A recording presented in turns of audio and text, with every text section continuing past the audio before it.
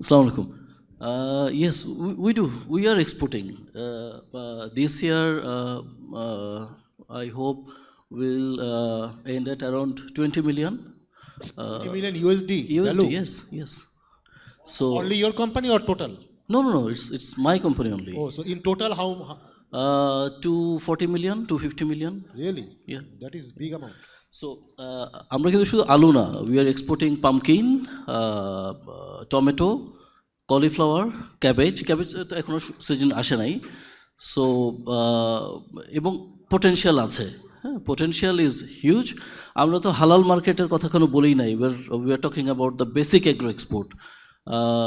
কিন্তু ওই প্রবলেম যেগুলো আমাদের এখানে আসলে ওই সবাই তো পলিসি যে চ্যালেঞ্জেসগুলো এগুলো নিয়ে কথা বলে, পলিসি চ্যালেঞ্জেস আর দেয়ার। তার মধ্যে একটা তো হচ্ছে যেটা নাসিম মঞ্জুর ভাই বললেন যে আপনার এক্সপোর্টেই অন রেভিনিউ আপনাকে 1% বা 0.75% দিয়ে ভেজিটেবল হলো তো গভর্নমেন্ট উল্টো সাবসিডি দেয়। সাবসিডি দেয়, 10% সাবসিডি দেয়।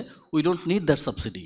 হ্যাঁ, এই সাবসিডিটার কারণে যেটা হয়, করাপশন চলে আসে এখানে। দেয়ার আর এক্সপোর্টার্স যাদের আসলে এটা কোর বিজনেসই না, ওনারা আসেন শুধু এক্সপোর্টের 10% খাওয়ার জন্য। হ্যাঁ, এবং এটা আমাদের জন্য ডিফিকাল্ট হয়ে যায়। এটা প্রাইস ওয়ার শুরু হয়, ইন্টারন্যাশনাল মার্কেটে প্রাইসটা পড়ে যায়। আমরা যেটা করি আমাদের কোম্পানি থেকে, we don't export at per even, যেখানে ক্যাশ প্রফিট নাই, উই ডোন্ট এক্সপোর্ট।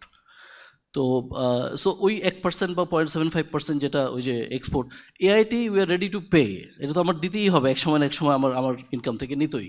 কিন্তু এই যে on revenue, no matter what, আমি প্রফিট করছি কিনা তার আগে আমার থেকে নিয়ে নিচ্ছে। আর একটা হচ্ছে ব্যাঙ্কগুলো, আমরা যতই বলি, গভর্নর সাহেবরা ব্যাঙ্কগুলোকে চাপ দেয় ফাইন্যান্সের জন্য, বাট অ্যাক্সেস টু দ্য মানে ব্যাঙ্ক ক্রেডিট এর দিয়ে আসলে হয়ও না। এই 14-15%-এ আমাদের access to the capital market এটা তো নাই।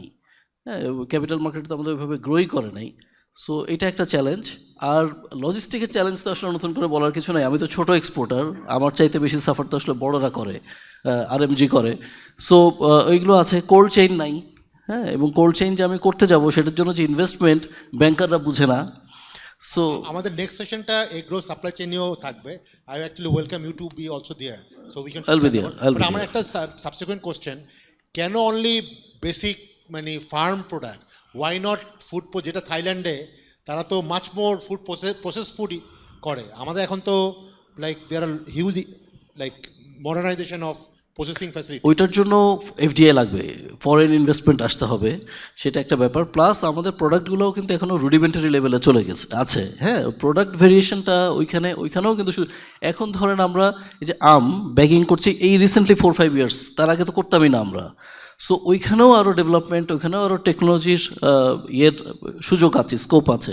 তারপরে ওই নেক্সট লেভেলে যখন আপনার প্রসেসিংয়ের ব্যাপারটা আসবে ওগুলোও ধীরে ধীরে আসবে। অনেকেই কিন্তু এগুলো নিয়ে কাজ করছে।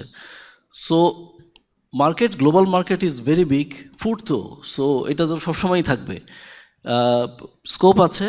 কিন্তু আমাদেরকে ওই যে বললাম যে পলিসি লেভেলেও কিছু হেল্প থাকতে হবে, আর ফিনান্সের অ্যাক্সেসটা ওইটা একটা ব্যাপার আছে যে বাংলাদেশে পার্টিকুলারলি চালের ক্ষেত্রে এমবার্গো আছে।